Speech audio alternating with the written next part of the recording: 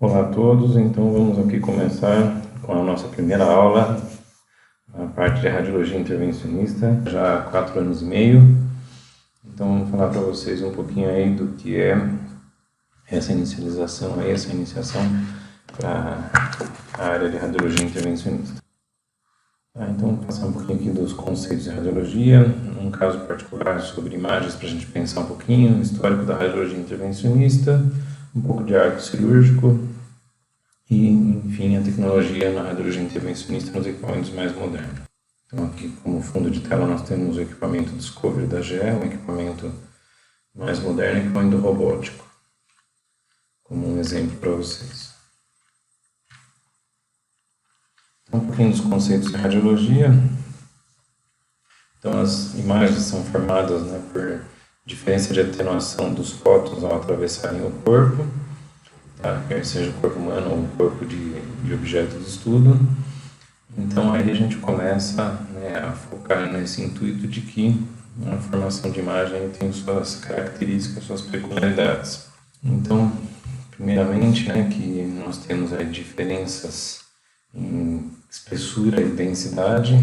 Então, cada material, cada componente químico aí vai barrar mais ou menos a radiação, e também com relação às densidades, Quanto maior a espessura também, mais material tem para ir barrando a radiação. O que barra a radiação, então, chega a menos informação na imagem. Aqui um outro exemplo de garrafas mostrando que o conteúdo delas aí tem densidades diferentes e a gente vê tonalidades de cinza diferentes. O efeito tangencial, ou seja, conforme a gente está olhando o objeto, depende da projeção dele, ele vai ter lá suas distorções. Então é importante a gente lembrar disso quando a gente está pensando na anatomia que nós estamos estudando. Além do mais, equipamentos antigos tinham no seu receptor de imagem que não era exatamente plano, então tinha também um pouco de distorção nas laterais do detector, além de distorção do próprio objeto referente à sua angulação.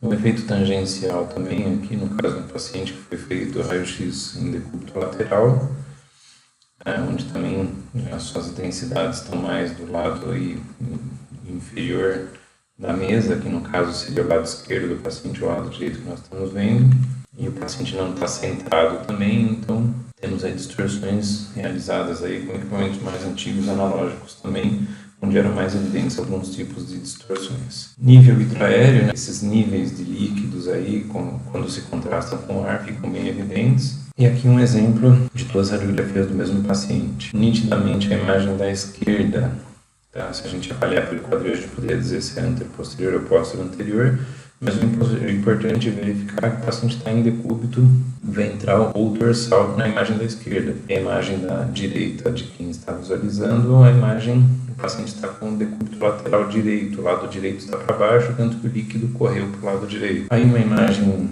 à esquerda, de um tórax, a imagem da esquerda é tida como a imagem normal e a imagem da direita a imagem invertida. Mas se nós pudéssemos enxergar o raio-x, nós na verdade viríamos a imagem como na imagem da direita, já que pela característica do raio-x ele tem um aspecto de luz, então nós enxergaríamos o raio-x como branco, no caso aí fora do corpo está branco, e as sombras, principalmente dos ossos, as partes mais densas, apareceriam no escuro. Porém, pelo desenvolvimento do raio-x, como ele foi descoberto, como ele foi feita a primeira radiografia, se convencionou a dizer que o raio-x tem o osso, no caso as partes mais densas, mais claras. Então, para nós, essa imagem é tida como a imagem da esquerda, a imagem natural, e a imagem da direita, a imagem negativa. Sobreposição de estruturas é uma questão de que a gente tem que avaliar sempre ângulos diferentes para ter certeza de onde estão os objetos e ter uma ideia tridimensional maior.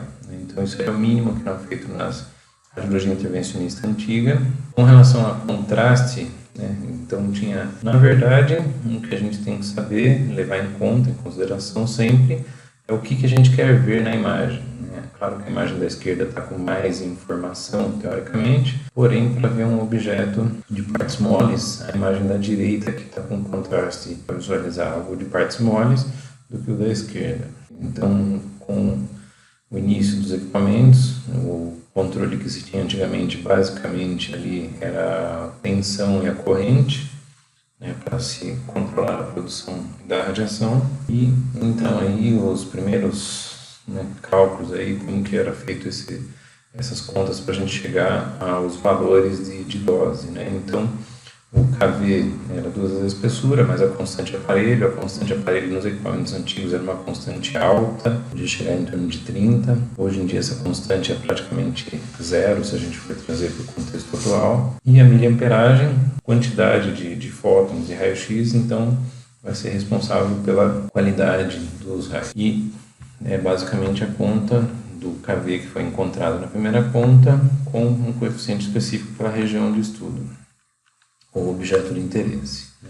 Então, aí o coeficiente específico, nós temos ali uma pré-determinação de 1 para osso, 0,6 para pressão mole, 0,05 para pulmão, e aí um ajuste poderia ser feito também por fatoridade. Essa conta seria feita para 1 metro de distância, então se você achou um valor a 1 metro, e para a gente fazer um raio-x de tórax, o usual é fazer 1,80 m, então desse cálculo básico você teria que aumentar 32 kV para passar o cálculo de 1 metro para 1,80 m. E o ajuste também poderia ser feito pelo MAS, mas não tão utilizado. E uma coisa muito importante é a questão de ajuste desse fator de qualidade de imagem. Então, não vamos classificar como qualidade maior ou menor, mas sim pela quantidade de aumento de brilho, quando você quer visualizar estruturas de densidades maiores, né, enxergar melhor essa diferença entre as grandes densidades com as pequenas, ou quando a gente precisa de menos densidade para enxergar mais partes moles, onde a gente precisa. Aprendi muito isso com o professor Gilmar Torrano, ele falava inclusive que 15% da variação da dose não altera significativamente a imagem, mas a dose aqui então estaria sendo a mesma. Quando a gente faz esse ajuste para aumentar brilho, tirando 10 kV e duplicando o MAS, por exemplo, a dose para o paciente, entre aspas, tá, seria a mesma. O que muda é o fator de trabalho com essa. Então, isso aí é um material um pouco resumido, né? E agora chegando aqui no caso particular, de uns 10 anos atrás, que eu passei, onde eu era professor numa universidade e me chamaram, né, de um convite. Era uma empresa que fabricava catéteres, esses microcatéteres, catéteres PIC principalmente, e eles queriam que eu ajudasse eles a achar uma solução aí para um problema, que diziam que o catéter deles até então não tinha uma boa radiocapacidade na radiografia. Então, qual que era a ideia deles lá na empresa? A sugestão deles era criar um folheto, uma guia rápida, para enviar junto com a caixa do produto, para que ajudasse a orientar os técnicos a visualizar melhor. Aí, eu voltei as perguntas para eles com muitas perguntas, né? Primeiramente, como que eles sabiam, né, além da reclamação dos clientes, como que eles mensuravam isso? Por que o catéter deles talvez fosse, segundo a suspeita, tivesse uma radiopacidade um pouco menor do que a do concorrente principal que eles estavam usando como referência? O que eles não entendiam, né, muito bem essa questão. Por que no raio-x aparece e no outro não? Que fatores que eles têm que saber controlar? Então, a solução deles esperada, basicamente, seria que eu enviasse, né, um resumo desses cálculos de dose de radiação, que isso chegasse na mão dos técnicos, ou seja, para ensinar de novo os técnicos, que eles deviam ter aprendido no curso de formação, como fazer o raio-x, né? Basicamente, o que eu falei para eles que o fator mais importante seria essa questão de ajuste de dose com relação ao fator brilho, para visualizar mais ou menos as densidades. Primeiramente, um folheto vindo dentro da caixa do produto. Isso iria chegar na mão do técnico de raio-x para ajudar a ensiná-lo a fazer um raio-x? E, independente disso ou não, ele iria ou não usar isso iria realmente ajudá-lo na prática, sim ou não? E essa avaliação das imagens que a empresa fazia, eles achavam que essa avaliação era o suficiente pelas radiografias, e eu questionava eles, é qualitativa ou quantitativa? E aí eles não entendiam bem claramente isso. Qualitativa é porque eles achavam que estava bom ou ruim o raio-x segundo a avaliação de cada um. Depois, quantitativa, que eu questionei eles, era o seguinte: a gente precisava mensurar a radiopacidade desses catéteres para dizer o quanto ele poderia ser compatível, melhor ou pior do que os concorrentes que eles tinham ali como referência. Então, para mim poder comprovar as ideias aí e expor para eles os resultados, os primeiros testes que eu fiz ali foi com madeira e ar, simplesmente para mexer um pouco na densidade, com catéteres diferentes, e não via muita diferença de densidade e tentava questionar isso com a empresa. Então, minha saída foi trazer para a tomografia, fazer imagens nos catéteres dentro e fora da embalagem, até para mim fazer comprovações, para que eu chegasse em um valor, em algo mais mensurável. Eu tinha aí, comecei a fazer algumas análises. O que eu fiz foi, eu montei uma escada para avaliar a densidade com acrílico, e através dessa escada eu conseguiria medir da forma como eles esperavam que fosse medido algumas questões de radiopacidade, mas eu mostrava para eles que isso não era suficiente, não era algo tão factível, né? E se mudasse a dose, essas imagens aí poderiam ficar melhores ou piores, e isso não era tão reproduzível quando a gente pensava isso no corpo de uma criança dentro de um hospital, fora do ambiente de estudo, mas sim no ambiente prático do dia a dia. Então, o que eu cheguei foi, depois de muitos testes, na tomografia, a gente tem uma problemática que, além do catéter ser muito pequeno, ele é oco, então a gente não tinha como tirar a densidade média do ROI, assim como a gente faz na avaliação de um tecido, quando a gente está estudando a tomografia. Então, foi basicamente fazer a média dos pontos máximos, densidade máxima que o tomógrafo conseguia, depois de muitos ajustes, porque muitas coisas interferiam na imagem, a altura com que eles estavam sendo colocados, o que colocava em cima ou embaixo, a mesa da tomografia interferia. Então, foi um longo e árduo trabalho para chegar em algo factível e mensurável.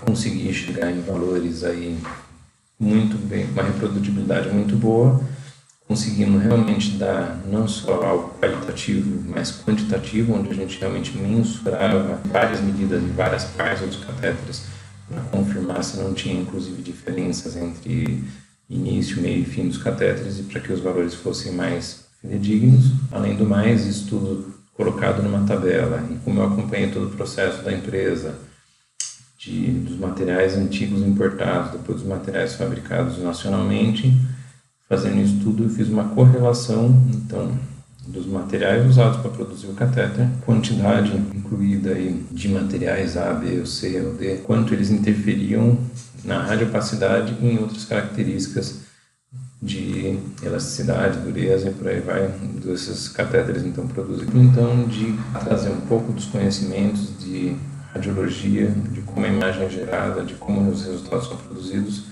para chegar em algo factível, em que através daqui a gente conseguiu realmente mensurar, e trazendo os conceitos que a gente tem de radiologia para um cenário bem diferente. Vamos então para o histórico da radiologia. Eu vou com a mão dele também, que ele conseguia ver a sombra dos ossos. Depois disso, então, que ele foi fazer a radiografia da mão da esposa dele, divulgar em 8 de novembro de 1896. Colocar telas fluoroscópicas onde se podiam enxergar estruturas em tempo real, pela necessidade não só de imagens estáticas, mas sim algo em movimento, algo mais dinâmico, algo para tentar entender algo mais em tempo real. Então, a radioscopia que a gente fala hoje, antigamente era fluoroscopia porque eram telas de fósforo, então onde se conseguia ver imagens das sombras aí, das estruturas internas através de raio-x em tempo real. Então aqui um exemplo de um equipamento bem antigo que está na fábrica da França, a nossa embalagem da GE, que demonstra um equipamento ali em cima com tela fluoroscópica, e onde se controlavam então agora mais fatores, né, de intensidade, de brilho aí da radiação, e onde se viam e faziam diagnósticos de exames ali, onde se começaram a usar os meios de contraste para ajudar a diferenciar estruturas internas. Bom, em 1929, Forsman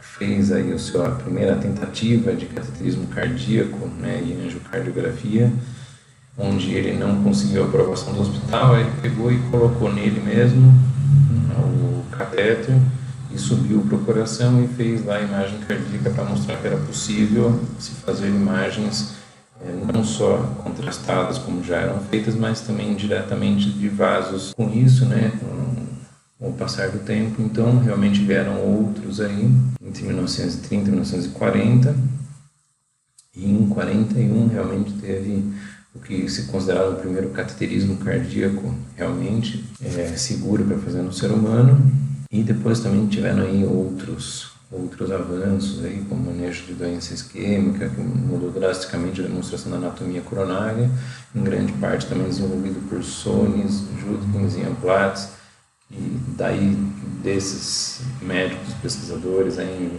desenvolvedores, também temos aí os catéteres que vêm com o nome dele. E daí em diante, em 1977, com a invenção da angioplastia por balão, e as primeiras angiografias, então, depois de usar a tela fluoroscópica direita, então, quando eles realmente desenvolveram equipamento, chamado angiógrafo, né, que é equipamento para a gente ver os vasos em tempo real, né, para fazer uma aquisição dinâmica disso.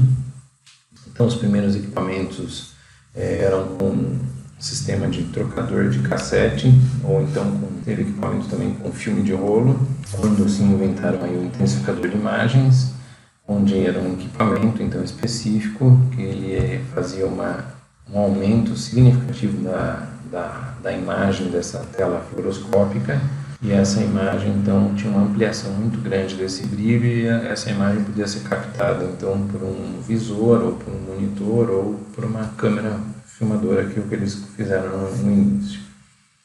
Então o raio-x então situado abaixo do paciente, atravessava o paciente, chegava nesse intensificador de imagem e a videocâmera captava essas imagens em tempo real, então agora usando uma dose bem menor de raio-x e tendo aí avanços significativos aí em toda a parte tecnológica.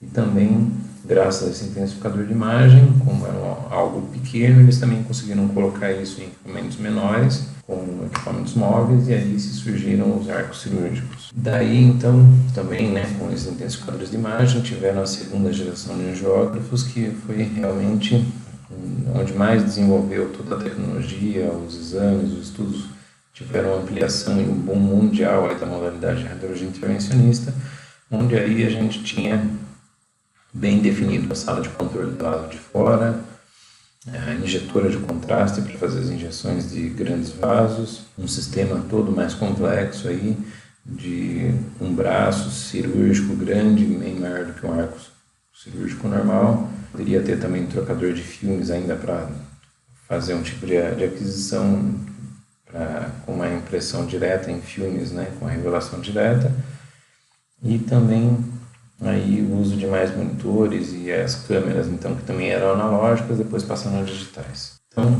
e qual a grande característica aí advinda desse intensificador de imagem? Da imagem sem contraste, com contraste a gente não tem tanta visualização, a gente começou a ter a subtração e a intensificação. Então, com isso, se melhorou muito a visualização dos vasos, por isso, então, aumentou a quantidade de diagnóstico e de procedimentos. Então, aí os arcos cirúrgicos também foram se desenvolvendo. Aqui um exemplo, né, de um arco, até um arco mais simples, como referência ali de que o que nós temos aqui é o controle do KV, do MA com o tempo, né, o MA separado do MAS ou MAS, técnica automática, como nesse símbolo que temos ali, e também a questão do controle de pulsos de radiação, onde a gente conseguia fazer a imagem com menos frequência de quadros para que fosse mais lenta a aquisição e a gente conseguisse diminuir a dose de radiação também, tendo uma velocidade adequada sem precisar ter tantos quadros por segundo da imagem. Um exemplo da geração mais nova de arcos cirúrgicos, que hoje em dia já chegaram a ter detectores digitais também, e justamente esses detectores digitais, que é o que a gente considera a terceira geração dos angiógrafos, onde se mudou bastante as características técnicas do equipamento, onde a gente consegue trabalhar com uma dose ainda menor, né, bem menor, de radiação,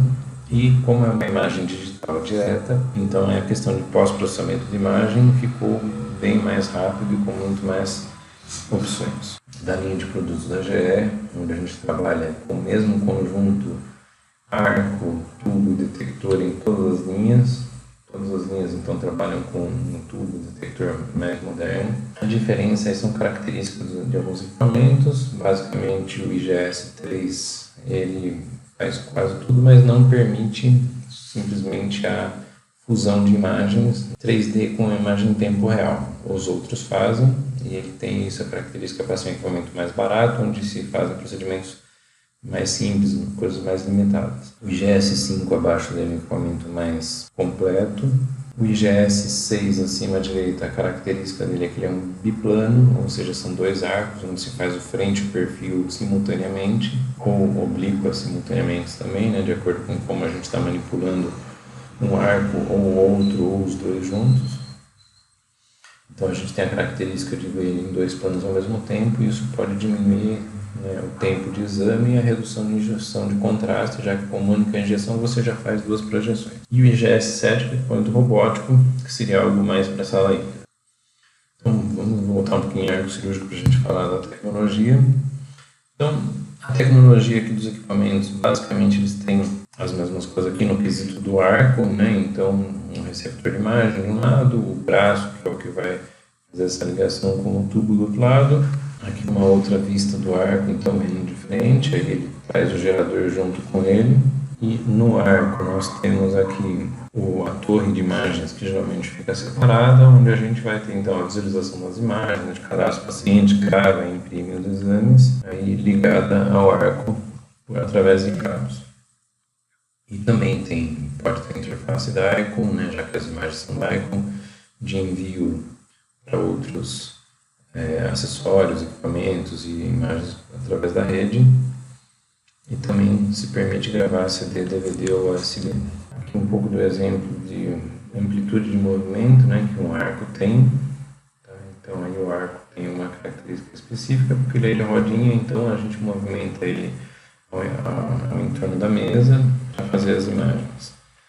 E essa característica de movimento dele independente a gente só tem no equipamento de sala híbrida, que é um equipamento também de rodinha que se move pela sala. Então aqui novamente, né, o painel dele, vou passar um pouquinho dos... Então basicamente o controle da dose, da dosagem de KVMS, se a gente está fazendo esse ajuste de dose automático. E o modo pulsado, como eu já falei, porque a gente faz por pulsos mais esparsos e a gente consegue fazer com que a dose de radiação também seja menor. Uma outra forma de aquisição é o Digital Spot, que é uma imagem única que a gente faz como raio-x de alta resolução, de alta qualidade. Ali a fluoroscopia é tida como normal, né? A fluoroscopia pode ser de alto nível, onde a gente usa uma frequência um pouco maior com o nível de radiação para ter um detalhe além, né, do normal, para estruturas onde a gente precisa de um detalhamento maior. E ali a tecla de radiografia também, onde em alguns equipamentos te permite colocar um cassete de radiologia sobre o intensificador de imagem ali no caso e fazer a aquisição de uma imagem direta. Então aqui como que a gente pode girar as lâminas de colimação, fazer tipos de colimação de lâminas ou em formato de íris, fazer o zoom por magnificação e além disso também, né, aí as ampliações aí do lado direito, a rotação da imagem também, né, para que a gente deixe alinhado ali o que quer ficar para cima, o que fica para baixo, o flip de imagem esquerda ou direita, tem filtros recursivos aí para redução de ruídos, tá, que ajuda na filtração da imagem como um todo. E também redução de artefato de movimento nas imagens e ajuste para ossos e metais. Tem o realce de borda de osso, controle de brilho e contraste da imagem direta, os pedais de aquisição que geralmente são divididos em um pedal para fluoroscopia e um pedal para grafia ou aquisição, e um disparador manual, que geralmente é o de gravar a imagem também, que pode ficar na mão do operador enquanto o pedal está junto com o médico. Então aqui um pouco de exemplo de pós-processamento de imagem, de telas onde a gente consegue ajustar brilho, contraste, fazer medições, anotações, fazer pós-processamento de imagens, como viriam as informações do paciente, da técnica usada, as informações que o operador e o médico têm aí para estar acompanhando em tempo real. Essa é a imagem da tela da esquerda, na tela da direita, então, a dose acumulada, o modo de aquisição que está sendo feito. Tá? E Esses equipamentos chegam a ter, né, alguns dos equipamentos mais completos, como a gente tem na linha 9900, ele chega a ter um tipo de controle para o médico colocar na mesa do lado do paciente e conseguir ele ali controlar os movimentos de arco e de aquisição de imagem, como o técnico de raio-x tem ou teria. Então vamos para o tópico que seria a tecnologia então, da radiologia intervencionista, da GE, que desenvolveu o primeiro detector digital para radiologia intervencionista. A gente tem uma redução de 90% de dose do primeiro equipamento até os equipamentos de hoje. Como resultados operacionais, a gente vê em estudos aí que tempos de procedimento utilizando softwares avançados têm diminuído aí em torno de 28%, tá, usando softwares aí, por exemplo, para cardiologia estrutural, e redução de custo de modo geral também, porque com mais assertividade, tanto de diagnóstico quanto de tratamento, a gente tem menos problemas de complicações ou restenose nos pacientes. Um dos termos comuns aqui em radiologia intervencionista, o arco cirúrgico, então, é o equipamento que eu já mostrei para vocês, que tem um braço em C, e eles são de rodinhas, eles transitam mais entre as salas, pode ser levado de uma sala para outra. Hemodinâmica é um termo muito usado para o setor, mas na verdade hemodinâmica, em resumo, seria simplesmente a dinâmica do sangue, né? A gente pode falar com o capítulo da fisiologia que estuda então essa circulação do sangue. E a radiologia intervencionista realmente é, segundo aqui a Comissão Internacional de Radioproteção, que a radiologia intervencionista são procedimentos que compreendem intervenções diagnósticas e terapêuticas guiadas por um acesso percutâneo ou outros, usando a imagem fluoroscópica para localizar a lesão, o local de tratamento, monitorar o procedimento, controlar e documentar a terapia. Ou seja, algo muito mais complexo. Eu digo que radiologia intervencionista engloba não só a hemodinâmica, mas parte de eletrofisiologia, ortopedia e outros muitos mais. Tá? Então, chamar o setor de radiologia intervencionista de setor de hemodinâmica seria um termo muito mais limitado para o que se pode fazer lá dentro. Tradução de IGS, para nós é Sistema de Imagens Guiadas, que, em resumo, é um angiógrafo, né, da GE. Fluoroscopia ou radioscopia são imagens produzidas em tempo real por raio-x em telas que fluorescem ao receber radiação. Imagem subtraída, então, é quando a gente usa recursos de imagem para subtrair e tirar o osso da imagem. Radiação em si é simplesmente a transferência de energia, né? E aí ela pode ser eletromagnética, micro-ondas, ondas de rádio, radar, laser, entre outras. Ela pode ser ondas aí que têm comportamento como partículas. Então se pode estudar aí a questão do feixe de elétrons, prótons, radiação beta, alfa e nêutrons, enfim. E essas radiações também podem ser ionizantes, ou seja, dosímetro é um item de controle de exposição ocupacional às radiações ionizantes.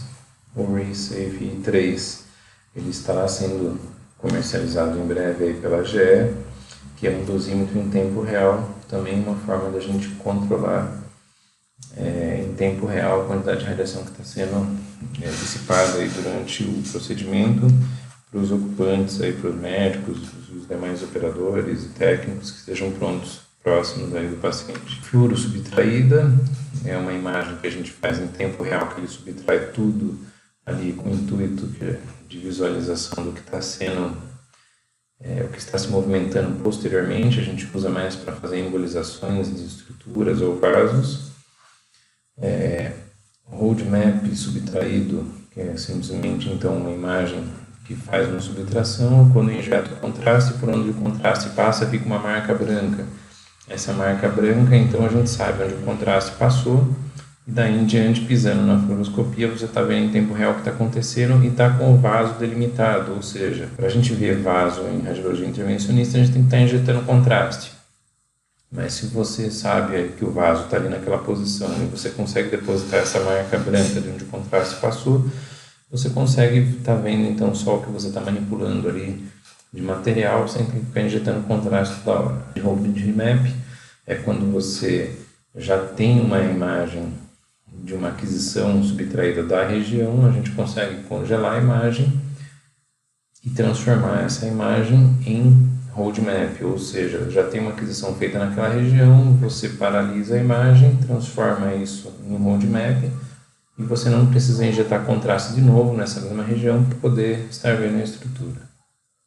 E aí algo um pouco mais avançado já, a questão do Integration Registration, o registro integrado, é quando a gente consegue pegar um 3D anterior do paciente, pode ser de outra modalidade, como PET-CT, ressonância, tomografia, e fundir as imagens em 3D de um exame anterior com o exame atual para a gente ajudar a enxergar diferenças ali, patologias. Então nós temos aí a questão de fusão, né, de imagens, do fusion, que é simplesmente fundir volumes diferentes. Então se você fez mais de um volume com ou sem subtração, a gente consegue separar objetos e estruturas e somá-los ali com cores diferentes para entender melhor o que está se passando, né, como estão ali os objetos, os stents, todos os devices que foram usados ali em relação com osso e vaso. 3D Imaging, né, a aquisição das imagens em 3D, assim como na tomografia o arco faz um giro de 200 graus e nesses 200 graus de rotação no formato cone beam, né, já que a gente tem um detector aí quadrado, ele faz uma reconstrução desse volume em 3D. E a gente pode trabalhar assim como na tomografia, com MIP, com volume renderizado, girar ele em todos os sentidos e também tem os cortes axial, sagital e coronal. E por último, o 3D Road Mapping. A gente consegue, através desse 3D ou um 3D vindo de fora, manipulá-lo, fazer ali as medidas, os planejamentos em cima desse volume e fundi-lo com a imagem em tempo real. Então isso é o que a gente chama de 3D Roadmap, que permite com que a gente consiga ter informação de um volume 3D em tempo real junto com a imagem. Tem uma maior potência e capacidade de dissipação de calor para permitir, né, que tenha uma filtração espectral, endurecimento do feixe para diminuir os feixes de baixa dose que causaria mais lesão no paciente. Fluoroscore, a gente consegue gravar uma imagem fluoroscópica importante como uma aquisição, porque muitas vezes, para quem conhece, sabe que durante a manipulação, às vezes o catéter cai, ou o médico está tentando ver uma imagem, mas ele já viu na fluoro, e ele não tem a necessidade de muitas vezes ter que pisar no pedal da grafia para voltar a gravar. Então, se ele já viu algo interessante que ele queira gravar, ele simplesmente transforma essa imagem numa aquisição também, claro, como foi feito em fluoroscopia, tem uma dose, uma qualidade um pouco inferior, porém é algo muito útil aí.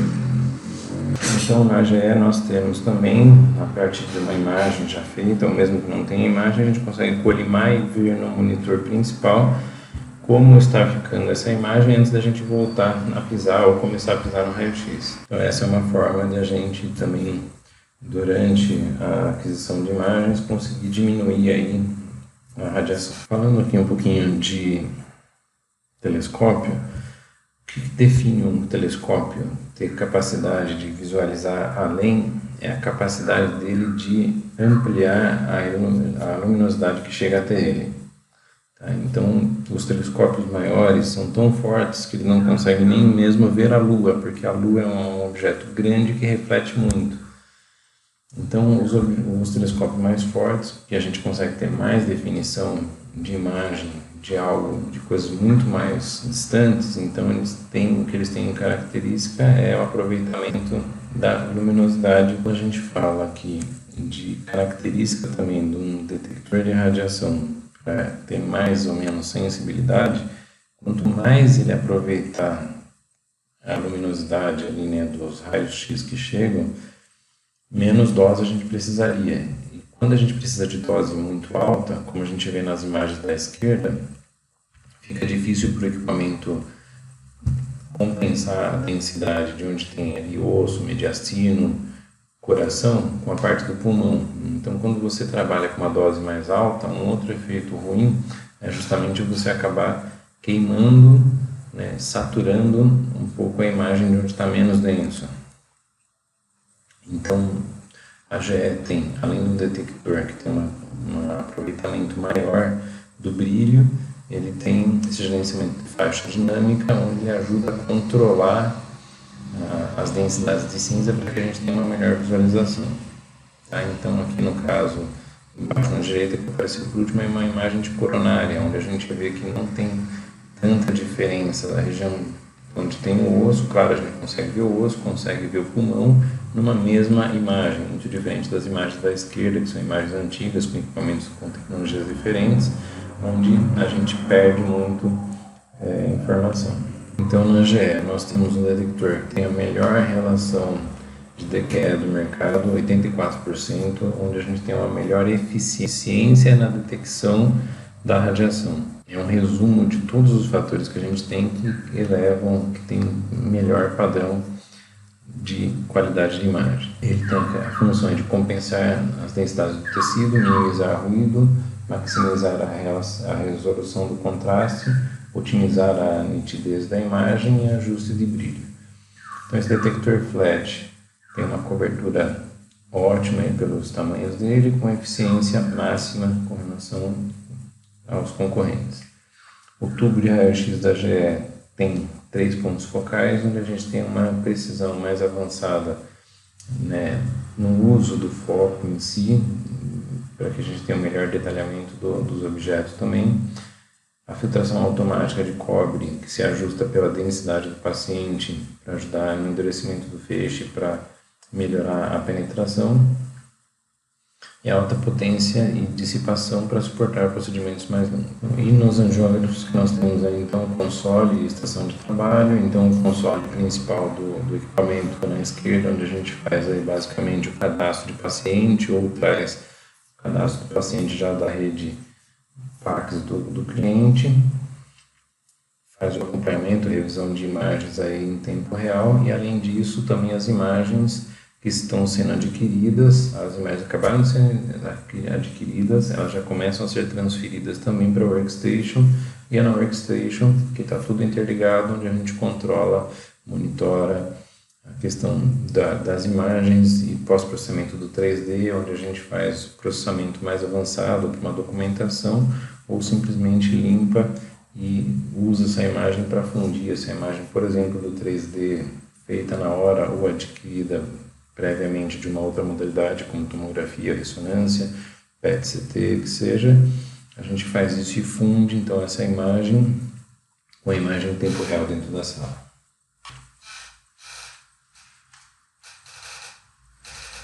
Então, isso aí já é ajudando a elevar a radiologia como um todo.